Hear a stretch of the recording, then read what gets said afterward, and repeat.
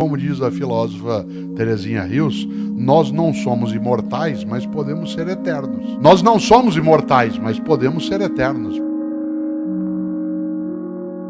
Eu, Cortella, no dia que eu me for, e eu me vou, e você também. Eu não quero ir. Eu queria ficar. Lamento. Não tem como ficar, só tem um jeito de ficar nas outras pessoas. A única maneira de ficar é ficar nas outras pessoas. Eu estou lançando esse ano, no final do ano de 2018, um livro que comemora meus 30 anos como escritor. Em 2018 eu estou completando meu 30º ano como escritor. E para isso sairá, em 2018, um livro chamado 30 anos de escritos, o melhor do Cortella. São frases, fragmentos, etc. E é interessante porque, para poder compor esta reflexão, eu fico imaginando o que deveria ser essa seleção que foi feita. E nessa seleção feita, eu estava revisitando algumas das minhas coisas. E uma das coisas mais marcantes era exatamente ao retomar o livro Viver em Paz para Morrer em Paz, pensar se de fato eu farei falta.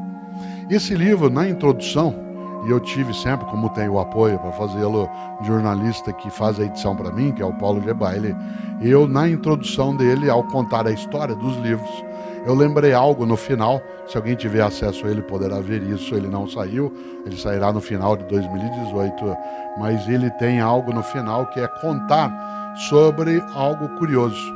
Quando eu autografo um livro, e eu faço sempre com alegria, quando eu autografo, escrevo meu nome, sempre eu sinto na minha mão a mão da dona Mercedes, que foi a professora que me alfabetizou em Londrina em 1960. Não é psicografia, com respeito a quem tem crença nessa direção, não é algo de natureza metafísica, eu sinto a mão da dona Mercedes. Assim como eu sinto, cada vez que escrevo um livro, faço uma palestra, as pessoas que comigo estiverem e estão naquilo que eu li, que eu aprendi, que eu conheci. Pessoas que, como diz a filósofa Terezinha Rios, nós não somos imortais, mas podemos ser eternos. Nós não somos imortais, mas podemos ser eternos. Por exemplo, Dona Mercedes, que já faleceu, vive em mim. E em dezenas e dezenas de outros que ela alfabetizou em Londrina, no grupo escolar Hugo Simas. Há autores que eu li, que eu pensei, que eu ouço, vivem em mim. E eu, Cortella, no dia que eu me for, mas eu não quero ir. Eu queria ficar. Lamento, só tem um jeito de ficar. Ficar nas outras pessoas. É interessante porque eu, até 10 anos de idade em Londrina, que é a minha cidade de origem, e eu conto isso no livro, não tinha televisão na minha cidade.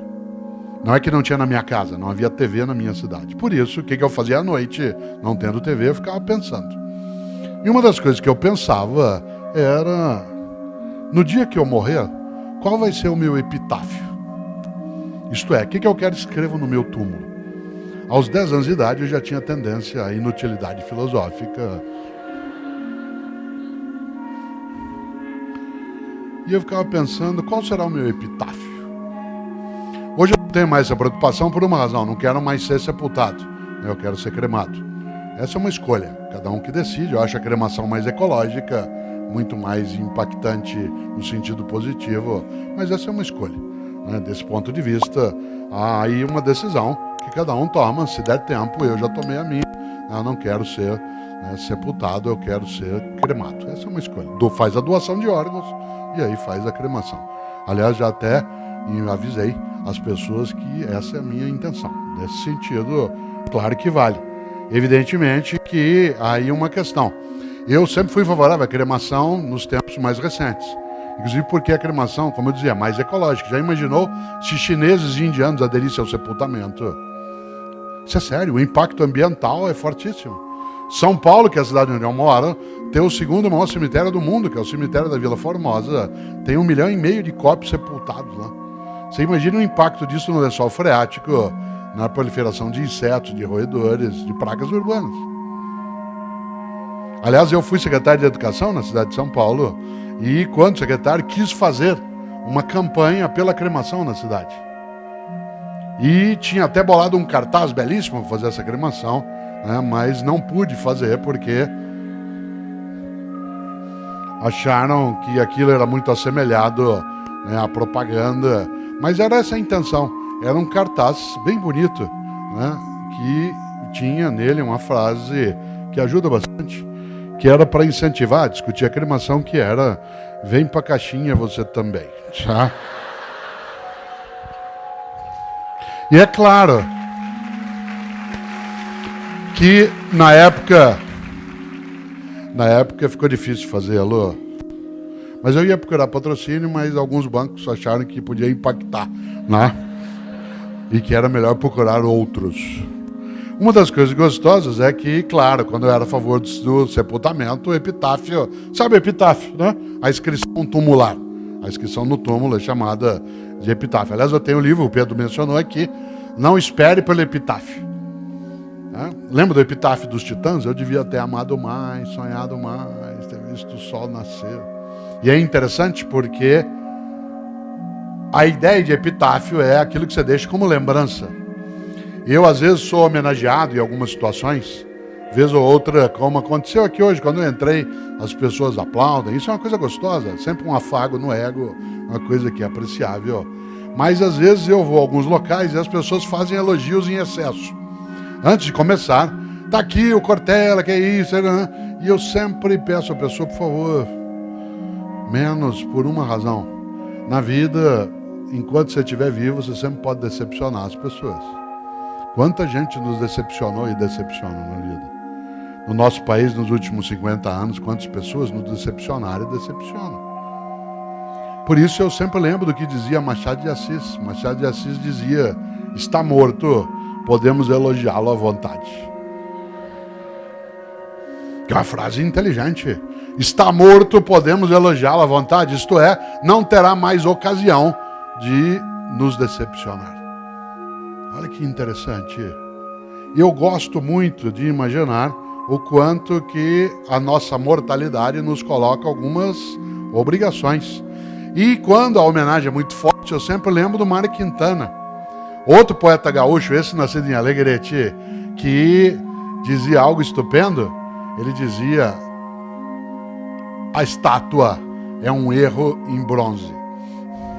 Olha só, a estátua é um erro em bronze. E é curioso, porque o humor do Mário Quintana é muito forte nisso. E ele marca um pouco algo que tem a ver com a sequência do que eu vou dizer. Eu, adepto, claro que era do sepultamento, imaginava um epitáfio. E hoje, adepto da ideia de cremação, tem outra perspectiva. Aliás, uma coisa curiosa, sabem aqui algumas pessoas, especialmente as mais próximas da família, minha mãe Emília, que eu antes mencionei, ela nasceu no dia 5 de março. E eu também. Eu nasci no dia do aniversário dela. O que significa uma família organizada, com planejamento estratégico. Portanto, nós fazemos aniversário juntos. Todo ano a gente comemora aniversário juntos. E aí tem os bisnetos, os netos, os filhos, as noras, etc.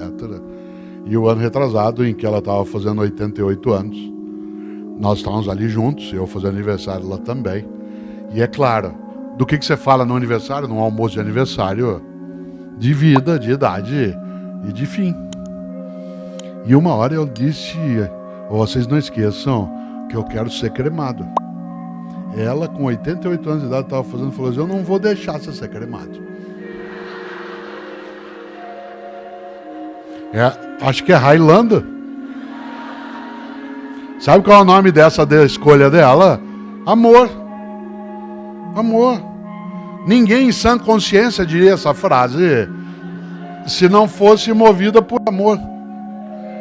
Essa irracionalidade no sentido amoroso, ela é magnífica, porque ela é honrosa, ela é o que marca, é o que faz com que você às vezes tenha que ter escolhas que prejudicam você, mas que honram a tua vida, que honram aqueles que estão contigo, que fazem com que a gente mereça